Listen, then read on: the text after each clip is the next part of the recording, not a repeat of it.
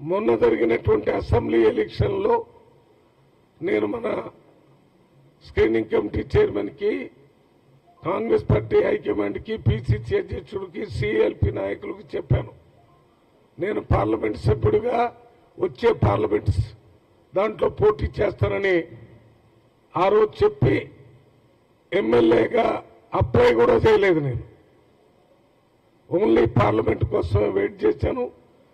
నిన్న మొదటిసారి ముఖ్యమంత్రితో కలిసినప్పుడు కూడా నేను పార్లమెంట్ సభ్యుడిగా ఆ రోజు ఏ రకంగా ఎమ్మెల్యేకి చేయలేదో అదే రకంగా ఇప్పుడు కూడా ఈ కార్యక్రమం చేస్తూనే పార్లమెంటుకి నేను పోటీ చేస్తానని చెప్పడం జరిగింది. వారు దానికి సానుకూలంగా స్పందించారు. ఈ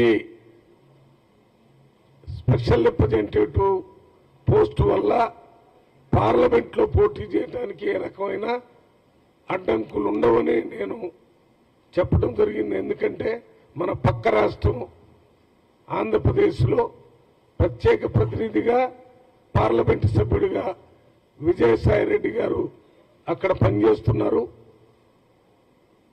అందువల్ల ఇక్కడ కూడా ఇబ్బంది ఏముండదనే విషయాన్ని నిన్న ముఖ్యమంత్రి గారి దృష్టితో మాట్లాడటం జరిగింది. వారు కూడా అదే ఆలోచనతో ఉన్నారు.